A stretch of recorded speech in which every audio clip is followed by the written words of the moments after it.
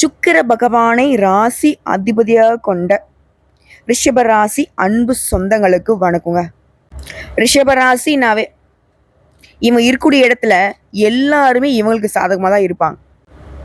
சொல்லப்போனா ஒருத்தன் இவங்க கிட்ட சண்டை போடணும்னு வந்தா கூட சரிங்க, இவங்களுக்கு ஒருத்தன் பகையாளியே இருந்தா கூட சரிங்க, இவங்க கிட்ட வந்தா அந்த பகையை மறந்து நட்பு பாராட்டிடுவாங்க. ஸோ ரிஷபத்தை பொறுத்த வரைக்கும் ஸ்மார்ட் ஒர்க்குங்க, ஓகேங்களா? அந்த கடின உழைப்புக்கெல்லாம் இடம் கிடையாது. ஆனால் யாருடைய மனசும் புண்பட மாதிரி பேச மாட்டாங்க. எல்லாரையுமே அரவணைக்கிறதுல ரிஷபத்தை அடிச்சுக்கிறதுக்கு ஆட்களே கிடையாது. ஒத்துமையா இருக்கிறது மட்டும்தான் ரிஷபத்துக்கு பிடிக்கும். தெரிஞ்சவங்க தெரியாதவங்க இருக்கிறவங்க இல்லாதவங்க இவங்க எங்க இருந்தாலும் சரி எல்லாருக்கூடமே ஒத்துமையா இருக்கணும், எல்லாருக்கும் எல்லாம் கிடைக்கணும், இப்படி நினைக்கக்கூடியவங்க ரிஷபராசி தான். அதே போல ரிஷபராசியை பொறுத்த வரைக்கும் எல்லாட்டையுமே பணிவா பேசுவாங்க. அதை சில பேர் இவங்க பயந்துட்டாங்கன்னு நினைப்பீங்க. ஆனா கடின உழைப்பும் மனதைரியம் உடையவங்க இந்த ரிஷபராசி. நீங்க ஒரு பாறையை கூட உடைச்சிடலாம், ஆனா இவங்களுடைய மன தைரியத்தை உங்களால உடைக்கவே முடியாது. பார்க்கறதுக்கு வேணா இவங்க நீங்க பேசுறதுக்கு உங்களுடைய செயல்பாடுகளுக்கு ஒத்துழைக்கிற மாதிரி தெரியும். ஆனா ஒருபோதும் இவங்க மற்றவங்களுடைய செயல்பாடுகளுக்கு தகுந்த மாதிரி முடிவெடுக்கவே மாட்டாங்க, செயல்படவும் மாட்டாங்க. இப்படிப்பட்ட குணாதிசயங்கள் கொண்ட ரிஷபராசிக்கு தன்னை அழகுபடுத்திக்கிறதுலையுமே அக்கறை வச்சிருப்பாங்க, ஆடை ஆபரணங்கள் மீதும் அக்கறை வச்சிருப்பாங்க. அப்போ என்னம்மா சுயநலவாதீங்களா, எல்லாரையும் ஈஸியாக ஏமாத்திடுவாங்களா அப்படின்னா ரிஷபத்தை இப்படி சொன்னா உங்களுடைய நாக்கு தான் அழுகி போகும். புரியுதுங்களா? இது மேல ஆசை இருக்கே தவிர்த்து அதை தன் உழைப்பால அடையணும்னு தான் நினைப்பாங்களே தவிர்த்து ஒரு நாளும் மற்றவங்க காசுல 10 பைசா எடுக்கணும், மற்றவங்களை ஏமாத்தணுன்ற துளி அளவு எண்ணம் கூட இவங்களுக்கு கிடையாது. ஆனா இவங்க கூட பல பேட்டை ஏமாந்து நின்று இருப்பாங்க. ஈஸியா மற்றவங்க நம்பி ஏமாறல ரிஷபம் ஒண்ணு, புரியுதுங்களா? ஆனாலும் ஏமாத்தின கூட எதிர்த்து பேசாதுதான் இந்த ரிஷபம். இது இன்னொரு விஷயம் நான் சொல்லணும்னா, ரிஷபம் அப்படிங்கிறவங்க எதையும் செய்ய துணிஞ்சவங்க தான். ஆனா அவங்களுக்குன்னு ஒரு குணாதிசயம் இருக்கு இல்லையா, யாருக்கும் எந்த பாதிப்பும் நான் செய்யக்கூடாதுன்னு நினைச்சிருக்காங்க இல்லையா, அது வரைக்கும் நீங்க என்ன பண்ணாலும் உங்களுடைய தலை தப்பும். ஒருவேளை ரிஷபம் அவங்க எல்லையை மீறி கோபதாபங்களோட உங்களை நோக்கி ஒரு அடி வைக்கணும்னு நினைச்சிட்டா நீங்க காலிங்கிறத முடிவு பண்ணிக்கோங்க. இது ரிஷபராசியை வெறுக்கக்கூடியவங்க, ரிஷபராசியை அழிக்கக்கூடியவங்க அவங்களுக்குலாம் இந்த வீடியோ பத்தி டேக் பண்ணி விடுங்க. காரணம் கேட்குறீங்களா? ஒருத்தன் வாழ்க்கையில நல்ல ஏகபோகமா இருக்கான், சந்தோஷமா இருக்கான், திடீர்னு பணக்காரன் ஆயிட்டான், அப்படி இப்படி நம்ம சொல்ற ஆட்கள் எல்லாருக்குமே சுக்கிரன் ரொம்ப வலுவா இருப்பார், சுக்கிரன் உச்சத்துல இருப்பார். ஆனா அவரவே அதிபதியா கொண்ட ரிஷப ராசிக்காரங்களுக்கு எல்லா சமயமுமே அடிசறுக்குன்னு நீங்க எதிர்பார்த்தா அது தப்பு. அது அப்பா தன் பிள்ளை கெட்டு போகணும்னு நினைப்பாரா? அப்படிதான் இந்த அப்பா அப்படிங்கிறவர் தான் இந்த ரிஷபராசிக்கு சுக்கிர பகவான். ஸோ ஒரு பொழுதும் கைவிட மாட்டாரு. இவங்க கீழே விழுற மாதிரி இருக்கும், பட் ஒரு நாளும் கீழே விழ மாட்டாங்க. பார்த்து உஷாரா இருந்துக்கோங்க. இப்படிப்பட்ட குணாதிசயங்களுக்கு சொந்தக்காரர்களான நம்முடைய ரிஷப ராசிக்கு தலைப்பு பார்த்துருப்பீங்க. 500 ஆண்டுகளுக்கு பிறகு வீடு தேடி வரக்கூடிய நபரால நவ பஞ்ச யோகம். ரிஷபராசிக்காரங்களே, உங்க கூட கை கோர்க்கும் அந்த நபரால உங்க வாழ்க்கை நிலைங்கிறது தூங்கி கொண்டிருந்த அதிர்ஷ்டம் உங்களுக்கு பிரகாசிக்க போகுது. ரிஷபம் இந்த செகண்ட் வரைக்கும் எல்லாராலையும் ஒதுக்கப்பட்டு அசிங்கப்பட்டு அவமானப்பட்டு என்னன்னா நம்ம பாவம் பண்ணோன்ற அளவுக்கு துயரத்துல தான் வாழ்ந்துட்டு இருக்கீங்க, இல்லைன்னு மறுக்க முடியாது இல்லையா? இப்படி இருக்கக்கூடிய நிலையில இந்த ஒரு நபர் அப்படின்னு நான் சொன்னேன் இல்லையா, அது யாருன்னா ராகு கேது கூட நல்லதை மட்டுமே செய்ய தெரிஞ்ச குரு போய் கை கோர்க்கிறாரு. புரியுதுங்களா? இந்த ராகுவும் கேதுவும் யாருங்க? கெட்டதை செய்வாங்க அப்படின்னு நம்ம சொல்லியிருக்கோம், அசுப கிரகங்கள் சொல்லியிருக்கோம். இவங்களுக்கு தனியா குணம் கிடையாது. ஆனா இவங்க யார் கூட சேர்றாங்களோ, யாருடைய வீட்டுல இருக்காங்களோ அவங்களுடைய குணத்தை எடுத்துக்கிட்டு பலன் தரக்கூடியவங்க. ஸோ இப்போ அந்த ராகு கேது கூட குருவும் இணைவதனால குரு என்ன செய்வாரு? கோடி நன்மைகளை அள்ளி கொடுக்கக்கூடியவர். ஸோ அவர் ஒரு 10,000 ரூபாய் உங்களுக்கு கொடுக்கணும் முடிவு பண்ணா இந்த ராகவும் கேதுவை என்ன பண்றாங்க, கணக்கு தப்பா இருக்கு, ஒரு 0 சேர்த்து அப்படிங்கிற மாதிரி உங்களுக்கு பல மடங்கு அதிர்ஷ்டகரமான பலன்களை அள்ளி கொடுக்க போறாங்க. அது என்ன ஏதுங்கிறத இப்ப தெளிவா பார்க்கலாம். அதாவது வேத ஜோதிடப்படி ஒவ்வொரு கிரகமும் ஒரு குறிப்பிட்ட கால இடைவெளியில ஒவ்வொரு ராசியை மாத்திக்கிட்டே இருக்கும். இதனால சில யோகங்கள் உருவாகும். அது சுப யோகங்களா இருக்கும், ராஜயோகங்களா இருக்கும். இது வந்து மனுஷனுடைய வாழ்க்கையில பெரிய தாக்கத்தை ஏற்படுத்தும். இப்போ வந்து ரிஷபம் வந்து யோசிக்கிறதுன்னா, அடா மாமா கிரகம் மாறுது செய்யுது எல்லாமே தான் நடக்குது, இப்ப என்ன இதுக்கு, அதெல்லாம் நீ பேசாத, எனக்கு நல்லது நடக்குமா நடக்காதா இதை மட்டும் டக்குன்னு சொல்லு. ரிஷபம் இப்படி அவசரப்படுறதுக்கான காரணம் என்னங்க? அடி, பயங்கரமான அடி. முதுகு பின்னாடி திருப்பி பார்த்தீங்கன்னாக்கா அவ்வளையும் கடப்பார குத்து தான். சாதாரண ஈட்டி குத்தா இருந்தால் கூட சமாளிச்சிடலாம். பயங்கரமா எல்லாரும் வச்சு செஞ்சு விட்டுருக்குறாங்க. முன்னாடி நான் சிரிச்சுக்கிட்டே இருக்கேன். அதை பார்த்து என்ன நினைக்கிறாங்க, அட இவங்களுக்கு என்னப்பா குறை, நல்லா ஜாலியாக சுற்றிக்கிட்டு இருக்காங்க, நம்ம தான் பாரு அவங்க கஷ்டப்படுறாங்கன்னு நினச்சிக்கிட்டு இருக்கோம், அவங்க கடனில் இருக்காங்கன்னு நினச்சிட்டு இருக்கோம் அப்படின்னு பேசுவாங்க இல்லையா? அந்த வெறுப்புல தான் இப்போ ரிஷபம் வந்துட்டு இப்படி யோசிக்கிறீங்க. கவலைப்படாதீங்க. நிழல் கிரகங்களோட சுபகிரகம் சேர்வது வந்து உங்களுக்கு யோகம்தான். அதாவது இந்த வருஷத்துல மே மாதம் 18ஆம் தேதி மீனராசிலிருந்து கும்பராசிக்கு ராகு பகவான் நுழைந்த பின்னாடி இந்த குரு பகவான் மிதுன ராசிக்குள்ள நுழையிறாரு. இந்த ராகு மற்றும் குருவுடைய நிலையினால நவ பஞ்ச ராஜயோகம் உருவாகுது. இந்த நவ அப்படிங்கிறது 9 பஞ்சத்திலையும் உங்களை தற்காத்து கொள்ள, அதாவது 9 நவகிரகங்களால உங்களுக்கு எந்த மாதிரியான கஷ்டங்கள் இருந்தாலும் சரிங்க, அது சரியாகிறது தான் இந்த நவபஞ்ச ராஜயோகம். இந்த ராஜயோகம் அப்படிங்கிறது வருஷம் ஒரு 10 வருஷத்துக்கு இல்லை ஒரு 5 வருஷத்துக்கு 38 20 30 இந்த மாதிரி எந்த ஒரு வருஷமும் கிடையாது. 500 ஆண்டுகளுக்கு பிறகுதாங்க இந்த மாதிரியான ஒரு நிலை உருவாகி இருக்கு. சாதாரணமா இல்லை. பாம்பு கிரகமும் குருவனுடைய அமைப்புங்கிறது 500 வருஷங்களுக்கு பின்னாடி தான் உருவாகி இருக்கு. இந்த பழமையான ராஜயோகம் அப்படிங்கிறது, இந்த நவபஞ்ச ராஜயோகம் அப்படிங்கிறது எல்லா ராசிகளுடைய வாழ்க்கையில தாக்கத்தை ஏற்படுத்தினாலும், எல்லாருக்குமே அதிர்ஷ்டத்தை அள்ளி கொடுத்தாலும், அதுல முக்கியமா ரிஷப ராசிக்கு இந்த ராஜ யோகத்தினால அதிர்ஷ்டத்தை பெற போறீங்க. எழுதி வச்சுக்கோங்க. புரியுதுங்களா? இதன் மூலம் தொழில்ல நல்ல வளர்ச்சி இருக்கும், முன்னேற்றம் இருக்கும். இது உத்தியோக பணிகள் இருக்கீங்கன்னாக்கா நீங்க எதிர்பார்த்த மாதிரியே எல்லாமே நடக்கும். பதவி உயர்வு கிடைக்கும், சம்பள உயர்வு கிடைக்கும், எதிர்பார்த்த இடமாற்றம் கிடைக்கும். மேலும் நிதிநிலையை பொறுத்த வரைக்கும் நல்ல உயர்வை பார்க்க போறீங்க. 500 வருடங்களுக்கு பிறகுங்கிறது ராகு குரு பகவானால, இந்த நவபஞ்ச ராஜயோகத்தினால அதிர்ஷ்டம் அப்படிங்கிறது ரிஷபத்திற்கு உரியது. திடீர் நிதி நன்மைகளை அளிக்க போகுது. புதிய வருமான ஆதாரங்களை நீங்களே உருவாக்கிக்க போறீங்க.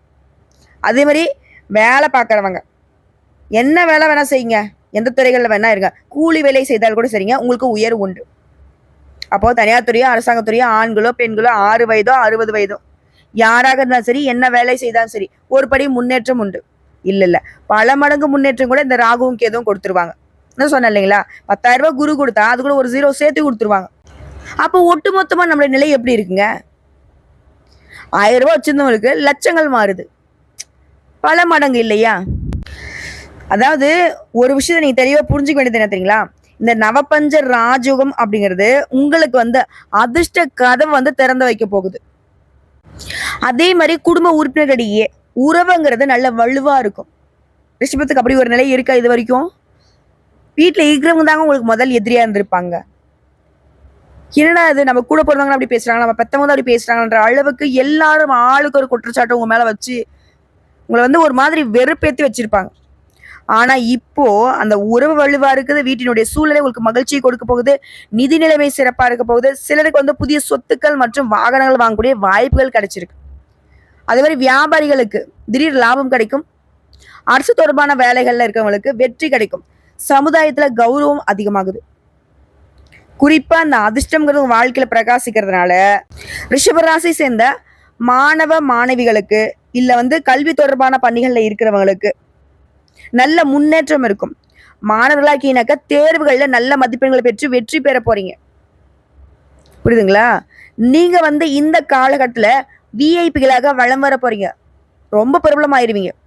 அதே மாதிரி சமுதாயத்திலுமே மதிப்பு மரியாதை அதிகமாகும்.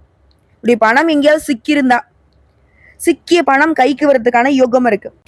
இப்ப நான் முன்னாடி சொன்னேன் இல்லையா, குடும்ப உறுப்பினர்களே உங்களுக்கு எதிராக இருக்காங்க, எல்லாரும் ஆளாளுக்கு ஒவ்வொரு குற்றத்தை உங்க மேல வைக்கிறாங்கன்னு சொன்னேன் இல்லையா, இது பண பிரச்சனை தான். ஸோ அப்படி இருக்கக்கூடிய பண பிரச்சனைகள் கூட இப்ப சரியாகும்.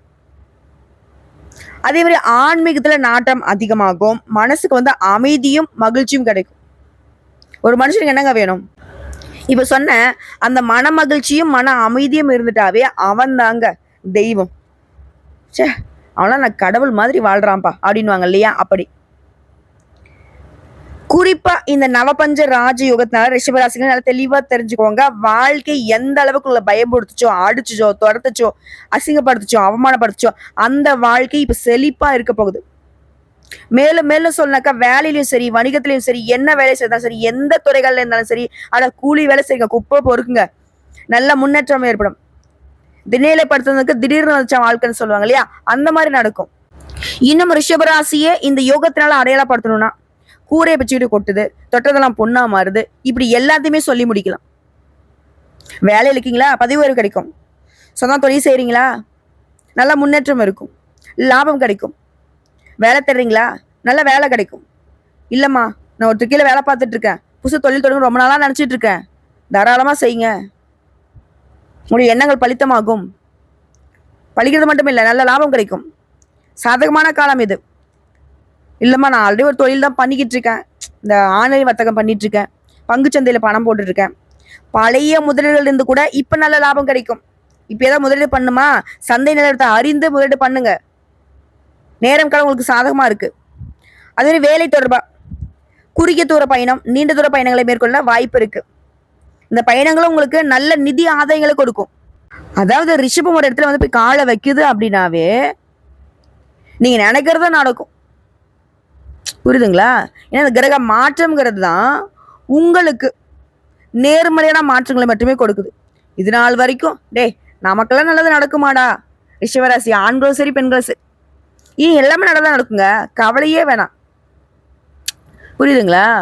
தனிப்பட்ட வாழ்க்கையிலும் சரி, தொழில் வாழ்க்கையிலும் சரி, சிறப்பான பலன்களை அனுபவிக்க போறீங்க, பல நன்மைகளை பெற போறீங்க. இது எல்லாத்திலுமே நேர்மறையான மாற்றத்தை கொடுக்கும். பொருளாதார நிலையில பெரிய முன்னேற்றம், குடும்பத்தில் மகிழ்ச்சியான சூழ்நிலை, திருமணம் ஆனவர்களுக்கு அந்யூன்யம் பிறக்கும், திருமணம் ஆகாதவர்களுக்கு நல்ல வரன் அமையும். அதே மாதிரி ரிஷபராசி இந்த காலகட்டத்தில் கொடுத்த வாக்க காப்பாத்துவீங்க. சொத்துக்கள்ல முதலீடு செய்ய இது சிறந்த நேரமா இருக்கும். ஆரோக்கியம் சிறப்பா இருக்கு. உங்களுடைய முயற்சிகளுக்கு உங்களுடைய வாழ்க்கை துணை உறுதுணையா இருப்பாங்க. பல நேர்மறையான மாற்றங்கள் இருக்கிறதுனால வியாபாரத்துல நீங்க சிறந்த பலன்களை பெறுவதனால லாபமும் பல மடங்கு பெருகும். பெரிய வெற்றி கொடுக்கக்கூடிய நிதி ஆதாயங்கள் ஏற்படும். அதுவும் இந்த நிதி ஆதாயம்ங்கிறது நீங்க எதிர்பார்த்த விட பல மடங்கு சாதகமா அமையும். அதே மாதிரி வேலையிலும் சரி, வியாபாரத்திலும் சரி மாற்றங்கள் ஏற்படும். அது உங்களுக்கே ஆச்சரியத்தை கொடுக்கக்கூடிய வகையில் இருக்கும். அதாவது உங்க குடும்பத்தாரும் சரி, சொந்த பந்தங்களும் சரி, நட்பு வட்டமும் சரி, இத்தனை நாளா உங்களை குற்றம் சொல்ல மட்டுமே கூடி கூடி வந்தாங்க இல்லையா, இனி உங்களை வாழ்த்துவதற்கும் உங்களுடைய வசதி வாய்ப்புகளை பார்த்து ஆச்சரியப்படுவதற்குமே ஒரு கூட்டம் வரப்போகுது. அதே மாதிரி குடும்ப வாழ்க்கை ரொம்ப சிறப்பா இருக்கும். குடும்பத்துல மகிழ்ச்சியும் அமைதியும் நிலவும். திரும்ப சொல்றேங்க, இந்த நவபஞ்ச ராஜயோகம்ங்கிறது உங்களுடைய எந்த மாதிரியான தேடல்கள் இருந்தாலும் சரி அதை நிறைவேற்றி கொடுக்குது. தொழில் நல்லா இருக்கணும், என் வியாபாரம் நல்லா இருக்கணும், இல்லைம்மா நான் தனியார் துறையில் வேலை பார்க்குறேன், பதவி உயர்வு கிடைக்கணும், இல்லை நான் அரசாங்கத்துறையில் இருக்கேன், மேலதிகாரிகிட்ட நல்ல மதிப்பு கிடைக்கணும், மரியாதை கிடைக்கணும், என்னங்க உங்களுக்கு வேணும், எல்லாமே இந்த நவபஞ்ச யோகத்தில் உங்களுக்கு உண்டு. அதாவது பணம் அப்படிங்கிறது பல வழிகளில் வருவதனால உங்களுடைய நிதிநிலை அப்படிங்கிறது பல மடங்கு. 10,000 ரூபாய் அக்கௌண்ட்ல வச்சிருக்கியா, அதில் எத்தனை ஜீரோ வேணா சேரலாம். ராகுவும் கேதுவும் அப்படிதான், அவங்களுக்கு கணக்கு தெரியாது, அள்ளி அள்ளி கொடுப்பாங்க. நீங்கள் நினச்சது எல்லாமே நினச்ச மாதிரி நடக்கும்.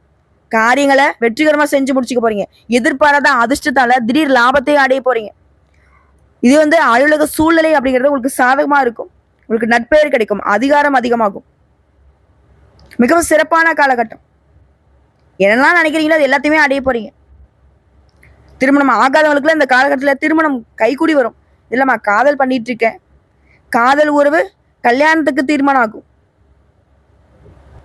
இது எல்லாத்துக்கும் மேல இந்த குருவும் ராகுகேது மட்டும் இல்லாம சூரியனும் சரி, புதனும் சரி, உங்களுடைய அதிபதியும் சரி, இவங்களும் சேர்ந்து உங்களுக்கு, அதாவது இன்னும் கொடு அப்படிங்கிற மாதிரி வேலையை கொடு, திருமணத்தை நடத்தி வை, குழந்தை பாக்கியத்தை கொடு, நல்ல வீடு வசதி வாய்ப்புகளை கொடு, வண்டி வாகனத்தை கொடு, இப்படி என்னென்ன கொடுக்க முடியுமோ எல்லாத்தையுமே டக்குன்னு கொடுக்க போறாங்க. அது சூரியன் மே மாதம் 14ஆம் தேதி ரிஷபராசிக்கு போறாரு. நான் முன்னாடி சொன்னலையா அதிர்ஷ்டம் உங்களுக்கு பிரகாசிக்க போகுதுன்னு. ஏன்னா சூரிய பகவான் நவகிரகனுடைய முதல்வன் இல்லையா, ரொம்ப வெளிச்சத்துக்கு சொந்தக்காரர். இவருடைய அமைப்பு உங்க ராசிக்கு வருவதனாலதான் யோகம் பிரகாசமாகுது. புரியுதுங்களா? அதே மாதிரி மே 6ஆம் தேதி கிரகனுடைய இளவரசன் சொல்லக்கூடிய புதன் பகவான் மேஷ ராசிக்கு போறாரு. அதுக்கு பின்னாடி தேவர்களின் குருவான குரு பகவான் 12 ஆண்டுகளுக்கு பின்னாடி மே மாதம் 14ஆம் தேதி, அதாவது சூரியன் இடமாற்றம் ஆகிய அதே நேரத்துல மிதுன ராசிக்கு போறாரு. சூரியன் ரிஷப ராசிக்கும் குரு பகவான் மிதுன ராசிக்கும் போறாரு. இவங்க எல்லாருக்கும் பின்னாடி மே மாதம் 18ஆம் தேதி ராகுவும் கேதுவும் இடத்தை மாத்திக்கிறாங்க. இதோட இல்லாம மே மாதம் 31ஆம் தேதி சுக்கிரனும் உங்களுடைய அதிபதியும் மேஷ ராசிக்கு போறாரு. ஸோ இப்படி 6 கிரகங்களுமே ராசியை மாத்திக்கிறதுனால தொழில எதிர்பாராத அளவுல நல்ல மாற்றத்தை பார்க்க போறீங்க, அதிர்ஷ்டத்தை அனுபவிக்க போறீங்க, நிதி ரீதியா சிறப்பா இருக்க போறீங்க, பல வழிகளில் பணம் உங்களை தேடி வரப்போகுது, தினசரி வருமானம் அதிகமாக போகுது, வேலை பார்க்க பதவி உயர்வு கிடைக்க போகுது, சம்பள உயர்வு கிடைக்க போகுது, நீங்க வேலை பார்க்கக்கூடிய இடங்கள்ல புதிய பொறுப்புகள் உங்களுக்கு கொடுப்பாங்க, அலுவலகத்துல கூட வேலை பார்க்குறவங்க உயர் அதிகாரிங்க கிட்ட முழு ஆதரவு கிடைக்கும், புதுமண தம்பதிகளுக்கு குழந்தை பாக்கியம் கிடைக்கும். உடைய அதிபதி சுக்கிரன் உச்சத்துல இருக்கிறாருங்க. குடும்பத்துல சில நல்ல செய்திகளை பெற போறீங்க. அதே மாதிரி தொழில் செய்யறவங்க வணிகர்கள்லாம் நல்ல நிதி நன்மைகளை பெற போறீங்க. வணிகத்தை விரிவாக்கம் செய்கிற வாய்ப்புகள் கிடைச்சிருக்கு. ஏற்கனவே செய்த முதலீடுகள் கூட இப்ப லாபம் கிடைக்க போகுது. புதுசா வீடு வாங்குறது, வாகனம் வாங்குறது, சொத்து வாங்குறது, இப்படி எல்லாமே உங்களுக்கு கிடைக்க போகுது. வெளிநாட்டு யோகம், படிக்க போறேன், தொழில் பண்ண போறேன், எதுக்காக போனாலும் சரி, வாய்ப்புகள் சூப்பர். ஒட்டுமொத்தமா இனி ரிஷபராசிக்கு இந்த நவபஞ்ச ராஜயோகம் சிறப்பான மாற்றத்தை முன்னேற்றத்தை கொடுக்க போகுது. குருவும் சூரியனும் சாதகமான வீட்டுல உட்கார்றதுனால வருமானத்துல நல்ல உயர்வு. வரக்கூடிய வருமானத்தை என்ன பண்றதுன்னு தெரியாது, ஆடம்பரமா செலவு பண்ண போறீங்க. நீண்ட நாள் ஆசைகள் எல்லாத்தையுமே இப்ப நிறைவேற்றிக்க போறீங்க. முக்கியமா இந்த காலகட்டம் நிறைய பணத்தை உங்களுக்கு கொடுக்க போகுது. மற்றவங்களாம் உங்களை பார்த்து பொறாமைப்படக்கூடிய அளவுக்கு அதிர்ஷ்டசாலிகளாக வளம் வர போறீங்க. புரியுதுங்களா? ஏன்னா 4ஆம் அதிபதி உச்சம் பெறுவதனால உங்க வாழ்க்கையே சுகபோகமான வாழ்க்கையா மாறப்போகுது. ஏன் திடீர்னு பரிசுகள் கிடைக்கும், குழந்தைகள் மூலம் நன்மைகள் கிடைக்கும், நல்ல ஊழியர்கள் கிடைப்பாங்க, உங்க வார்த்தைக்கு மதிப்பு மரியாதை அதிகமாகும், உங்க திறமையை மேம்படுத்தக்கூடிய வகையில சில வாய்ப்புகள் உங்க வீட்டு கதவை தட்டும். பெண்களாக இருந்தீங்கன்னாக்க சிறப்பான பலன்களை பெறுவீங்க. என்னென்ன நினைக்கிறீங்களோ அது எல்லாமே நடக்கும். வாழ்க்கை ஒரு நாள் இப்படி மாறணும்னு நினைச்சீங்க இல்லையா, அப்படியே இருக்கும். கல்வியெல்லாம் பிரதான முன்னேற்றம், திறமைகளுக்கு நல்ல வெளிச்சம் கிடைக்கும். கலை, ஊடகம், இந்த மாதிரியான துறைகள் இருக்கிறவங்களுக்கு ஏற்றத்தை பார்க்க போறீங்க. மனசுக்கு தெளிவு பிறக்கும். வீட்டுக்கு தேவையான அத்தியாவசியமான ஆடம்பர பொருட்களை வாங்குவீங்க. பழைய வீட்டை புதுப்பிப்பீங்க. காதல் உறவுலாம் இனிமையா இருக்கும். கணவன் மனைவி உறவு அந்யோன்யம் அதிகமாகும். குடும்பத்தோட சுற்றுலா போயிட்டு வருவீங்க, மனம் விட்டு பேசுவீங்க. குடும்ப சூழ்நிலை அவ்வளவு சிறப்பா இருக்கும். வீண் விரையும், தண்ட செலவெல்லாம் மறையுது, சேமிப்பு அதிகமாகுது. உறவுக்காரருடைய வருகையினால மகிழ்ச்சி ஏற்பட போகுது. உடன்பிறப்புகள் வகையில லாபம் கிடைக்க போகுது. ரியல் எஸ்டேட், உணவுத்துறையில இருக்கிறவங்க நல்ல மாற்றத்தை பார்க்க போறீங்க. இதே நேரத்துல நீங்க கவனமா இருக்கக்கூடிய இடம் பார்த்தோம்னாக்க தாயின் உடல் நல கவனம் வச்சுக்கோங்க. ஏன்னா சூரிய பகவானை பொறுத்த வரைக்கும் ஆரோக்கியத்துல கொஞ்சம் அக்கறை கொடுக்குறாரு. ஆரோக்கிய பிரச்சனைங்கிறத காய்ச்சல் சரிதாங்க, அலட்சியம் இல்லாம சரியான சிகிச்சை எடுத்துக்கோங்க, அது உடனே சரியாயிடும். அது ஒரு பிடிவாத குணத்தை கொஞ்சம் தவிர்த்துக்கிறது நல்லது, விட்டு கொடுத்து செல்வது நல்லது. முடிஞ்ச அளவுக்கு பெருமாள் வழிபாடு மனசுக்கு மகிழ்ச்சி கொடுத்துக்கிட்டே இருக்கும். அதுவும் அந்த பெருமாளை நீங்க எப்படி வழிபாடு செய்யணும்னாக்க அனுதினமும் வழிபாடு செய்யலாம். அப்படி முடியாத பட்சத்துல புதன்கிழமை மற்றும் வெள்ளிக்கிழமைகள்ல அருகில் இருக்கும் பெருமாளுடைய ஆலயத்துக்கு சென்று அவருக்கு துளசி மாலை அணிவித்து, அது என்னங்க துளசி மாலைங்கிறது மகாலட்சுமி தாயுடைய அம்சம். அது மாதிரி தேங்காய் தீபம் ஏற்றி பிரகாரத்தை 11 முறை வலம் வர நினைச்சது எல்லாமே நடக்கும். அதுவே சனிக்கிழமைகள் தோறும் மல்லிகை மலர்களை அருகில் இருக்கக்கூடிய நவகிரகங்களுக்கு அர்ப்பணிக்க கடுகளவு கூட உங்களுக்கு பாதிப்புகள் வராம இந்த வழிபாடு உங்களை பாதுகாக்கும். ஏன்னா மல்லிகை மலர் எந்த அளவுக்கு வாசனை நிறைந்ததோ அந்த அளவுக்கு உங்க வாழ்க்கைங்கிறது வசந்த காலமா இருக்க போகுது. உங்களை பொறுத்தவரைக்கும் அதிர்ஷ்டம் தரக்கூடிய திசைகள் கிழக்கு, வடக்கு. அதிர்ஷ்டம் தரக்கூடிய நிறம் இளம் சிவப்பு நிறம், நீல நிறம். இந்த நிறங்களை அதிகமா பயன்படுத்துங்க, அதிர்ஷ்டத்தை ஈர்த்து கொடுக்கும். இதுவே அதிர்ஷ்டம் தரக்கூடிய எண்கள் 3, 6, 9. ஸோ இப்போ வரைக்கும் பார்த்த இந்த பலன்கள் எல்லாமே ரிஷப ராசிக்கு இந்த நவபஞ்ச யோகம். இத்தனை நாளா கத்துறீங்க, கதறினீங்க, கண்ணீர் விட்டு என்னென்னமோ பண்ணி பார்த்தீங்க, மாற்றம் வரல அப்படின்னு தவிச்சிங்க இல்லையா? இனி உங்களுக்கு என்னடா குறை, போடா எல்லாத்தையும் சரி பண்ணிட்ட அப்படிங்கிற மாதிரி நீ திரும்பவும் கனவுல கூட கஷ்டத்தை நினைக்கக்கூடிய அளவுக்கு உயர்வை கொடுத்திருக்காங்க. அதை பயன்படுத்தக்கூடிய வகையில மட்டும்தான் ரிஷபத்திற்கு வெற்றிகள் தொடரும். நீங்க ஆனா சும்மா படுத்திருந்தா கூட சரிங்க, உங்க வாழ்க்கை அதுவே தன்னால சரியாகும். இப்பவும் சரி, எப்பவும் சரி, கடவுளை நம்புறீங்கல்ல, அந்த கடவுள் தான் இப்போ வாய்ப்பு கொடுத்துருக்காங்க, பயன்படுத்திக்கோங்க. நன்றிங்க.